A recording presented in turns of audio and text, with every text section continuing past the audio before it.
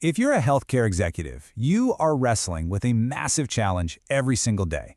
And that is, how do you make sure the actions of your physicians line up with what's best for your patients and, of course, what's best for your organization?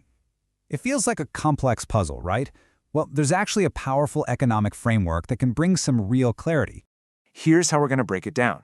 First, we'll get to the bottom of that knowledge gap between doctors and patients. Then we're going to look at health in a totally new way, as a capital asset. We'll explore why people invest in it and how physicians are kind of like financial advisors for that investment.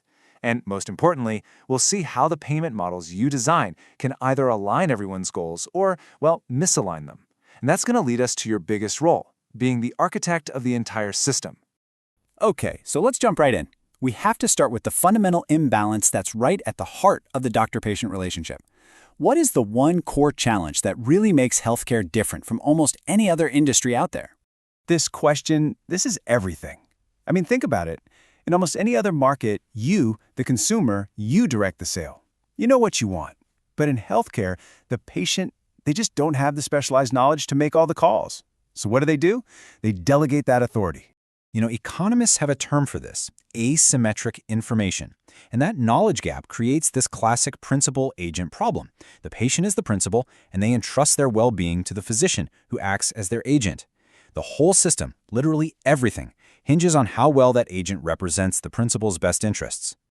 Now, to really wrap our heads around this principal-agent problem in healthcare, we need to completely reframe how we think about health itself. And luckily, there's a groundbreaking economic model that gives us the perfect way to do just that. The Grossman model was a complete game changer. It basically said, hey, what if health isn't just a state of being? What if it's a personal capital asset? Kind of like a savings account or a factory that you own. It's something you actively invest in, and it generates real returns over your entire life. And this visual just breaks it down beautifully. Think of it like a little production line. You have your inputs, things like diet, exercise, medical care. Those inputs build up your health capital stock. And what's the output? Well, it's the most valuable thing there is, healthy days. It's such a clear, logical flow, right? You use these inputs to invest in your health. That builds up your stock of health capital. Now, of course, that stock naturally depreciates with age, but you can keep replenishing it with more investment. And the return on that investment? Healthy days. The time you have to work, to be productive, and just to enjoy your life.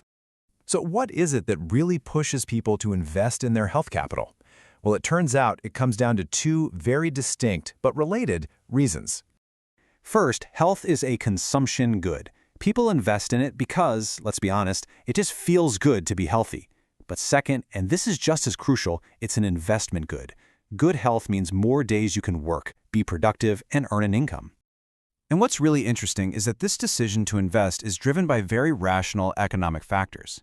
I mean, if you're a high-wage earner, a sick day is super costly, so health becomes a much more valuable investment. And as we get older, our health capital depreciates faster, so we have to invest more just to stay where we are. It all makes sense when you look at it this way. Okay, so now let's connect this whole economic framework back to the physician, the agent who's guiding the patient's big investment decisions. In a perfect world, every single physician is a perfect agent. They use all their specialized knowledge to recommend the exact inputs, the right treatments, the right tests, the right lifestyle changes that are going to give the patient the absolute best return on their health investment. And they do this completely separate from any personal gain. But reality, of course, introduces the imperfect agent. This is a physician whose recommendations might be swayed a little by their own interests. Now, this doesn't mean they're bad people. It's just recognizing that outside factors, especially financial incentives, can influence decision-making. And right here, this is where your role as a healthcare leader becomes so incredibly important. The payment models you design and put into place are the single most powerful tool you have to influence whether a physician acts more like a perfect or an imperfect agent. I mean, just think about it. The way a doctor gets paid creates a very distinct set of incentives. A fee-for-service model? Well, that financially rewards a higher volume of services. But a salaried model or a capitated one, that decouples the doctor's income from the number of services they provide. Now, this slide is fascinating because it makes the potential split in care crystal clear. Let's take a patient with minor back pain. Under a fee-for-service model, the incentive might lead to an immediate MRI and a specialist referral because those are billable services. But under a salaried or capitated model, the incentive might be to try a more conservative route first, like physical therapy, which could be just as effective, if not more so. See? Neither one is inherently wrong, but the incentives are absolutely pointing in different directions. And all of this brings us to our final, and I think most important point. When you understand this framework, you're not just a manager anymore. You are the architect of your entire system of care. The ultimate goal, the holy grail really, is to build a system where this quote is your reality. A system where the incentives are so perfectly aligned with patient value that a doctor's recommendation for, say, knee arthritis is identical whether they're paid per procedure or by salary. That right there is the sign of a truly high-functioning organization. So this is the fundamental question for you as a system architect. You have to look at your payment models and ask, are they a tool that's building trust by aligning the interests of my patients and my physicians? Or are they accidentally creating a conflict that wears that trust down? Because in the end, the system you build won't just determine your organization's bottom line, it's going to define the health of the very people you're there to serve.